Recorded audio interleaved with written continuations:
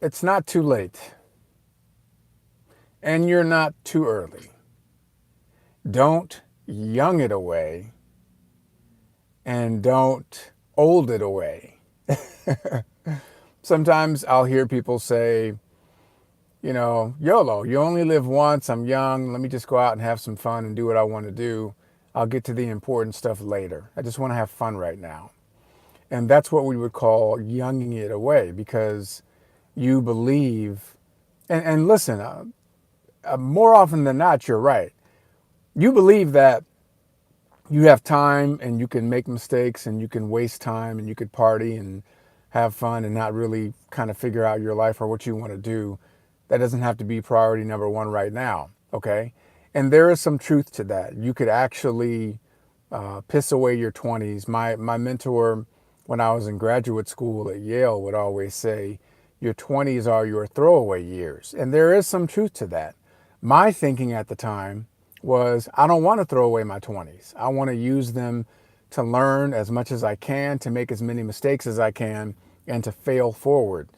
And I also did know that, God willing, I had some time to make up for any colossal mistakes that I would make. Colossal in the sense of, not understanding my relationship with money, not really buckling down with that, because being an actor, you just want to work. Like you don't know where your next paycheck's coming from anyway. So that's what I mean. I'm not talking about murdering somebody and then you got 20 years to serve and then when you come out, you're in your 40s. I ain't talking about that. That's harder to come back from. Not impossible, but you all get my drift. So he would always say your 20s are your throwaway years. We call that younging it away. I would advise you not to do that because, number one, you could actually use your 20s to create a transformational life. You could learn so much more. You could really springboard yourself in such a way that your 30s and 40s could be even more magical than you ever imagined. So don't do that. Number two, you don't know your box date. Nobody knows their box date. We all know our birth date. No one knows their box date. And unfortunately, all of us have encountered people and heard stories of individuals that are gone far too soon. And ironically, some of those people, they didn't young it away and they actually made some significant impact, life-changing impact, by how they utilized the time, what little time they ended up having on this planet, but they still made a mark. So that's the side of don't young it away. The second part of it is don't old it away. I'm too old and this is just who I am and who am I to take on a new skill, and I've never been in a gym before. Why would I start working out now? And so people will talk themselves out of growth and transformation because they're olding it away.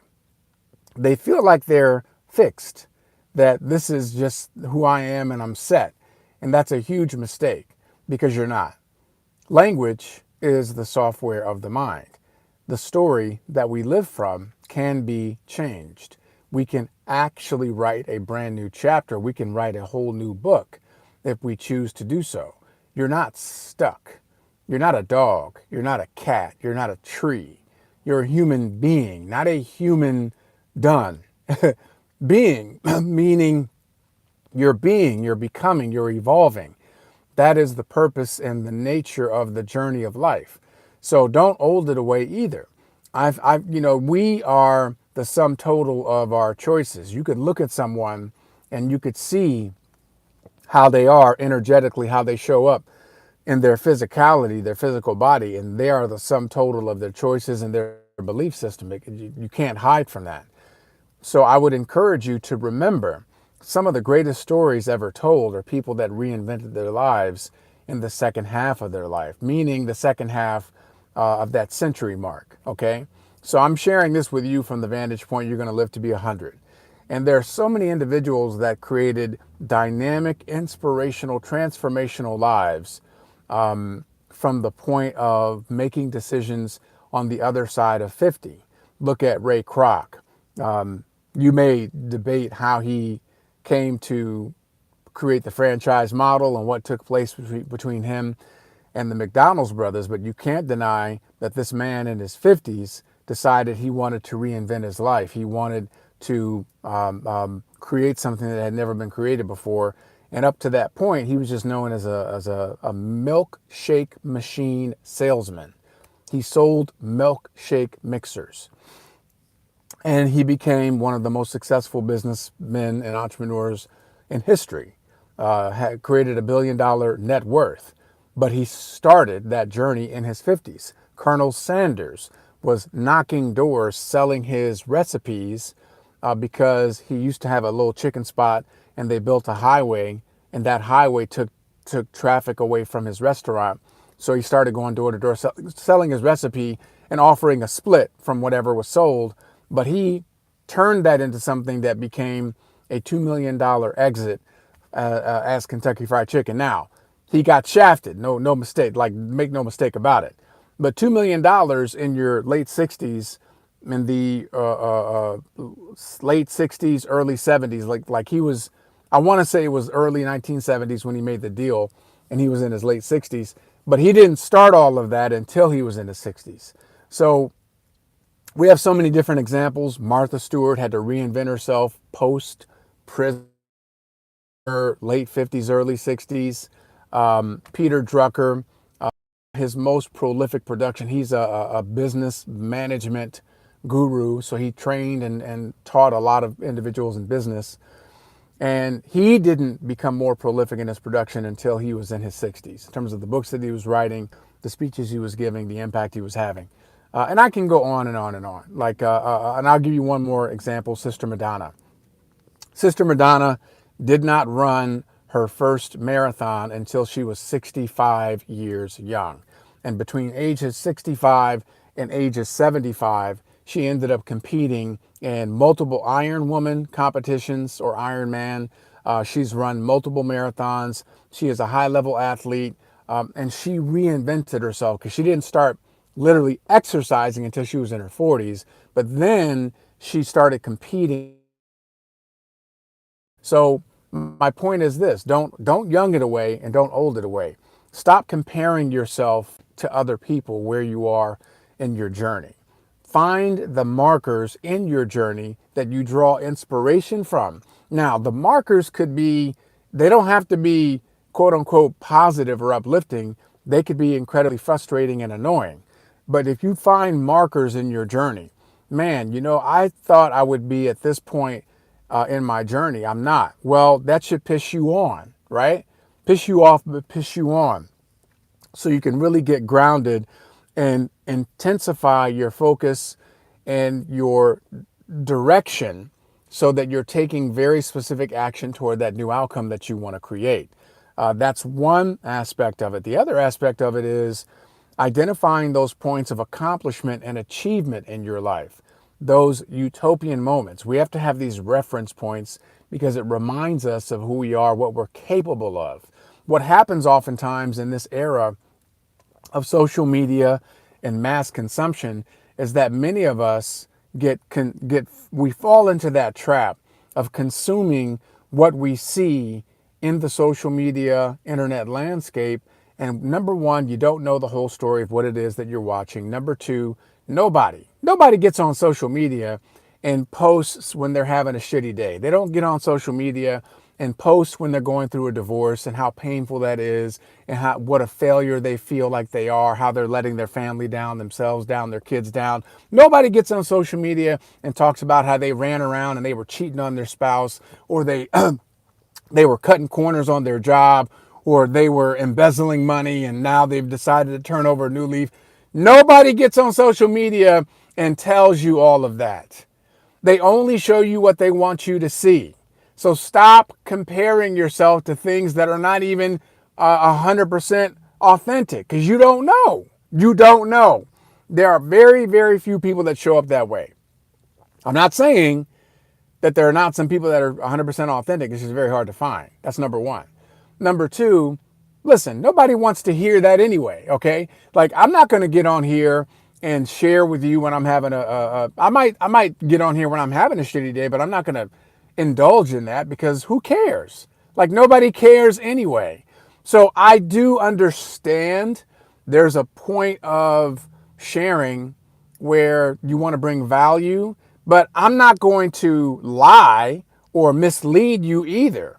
Like I will, be very 100% transparent in my flaws and my mistakes and the stupid things that I've done, the behaviors that I used to engage in, the ignorance of my life, those parts of my life, because I know that there's value in that too. That being said, that part of the story has more value when you tell it when you're on the other side. That's why, a lot of my clients, I'll say, listen, when you get on social media, don't post for lengthy periods of time if you're going through something difficult. Like if you're in the middle of something, that's not the time to get on and have a lengthy post because you're not emotionally stable. You're dealing with so many other things. You can still get on and share something valuable, but don't fall down the rabbit hole. And now you're taking people down the toilet bowl flush that you're in, because we all have that, correct? We all have it, right? We all have days or moments when we're just not feeling like our best, or we're feeling like trash, hot trash. My point is that when you compare yourself to other people, you're not comparing yourself to what's real. You're looking at some people's chapter 30 and you're on chapter 5 of your journey. When you compare yourself, you got to understand, again, most people, it's not useful to get on here. Like if I'm going through something really difficult, I may say, hey, here's where I messed up. Here's what I've learned, and here's how I'm making my life better. Okay, that's a transparent post. It's keeping it real, but I'm not going to indulge and marinate in my misery on a live or whatever, because that's not really useful. But if I give you like a little dab of, hey, here's why I'm sharing this. Hopefully you'll get some value so you don't make the same mistake I did. But here's what I'm doing, and here's why I feel good about my future. That's different, okay? But I also want you to understand that most people are really good at hiding their trash, hiding their crap. They're very good at hiding. They will project a certain level of quote unquote success, whatever that means to you. But in reality, they're hiding more of their failures and more of their shortcomings. And that's not authentic either. So don't compare yourself. Don't get trapped in the comparison bomb. Stay in your lane. Find those moments of your journey that you can point to and say, man, I was really proud of myself when I did this. Or, you know what? I regret not taking advantage of the opportunity, which is why I'm so dialed in right now, because I'm not going to let that happen ever again.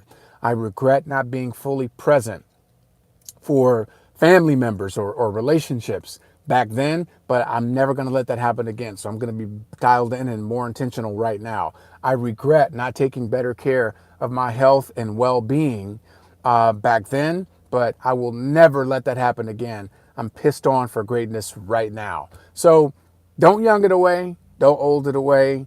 Don't fall into the trap of the comparison bomb. Understand that you can hit the reset button right now.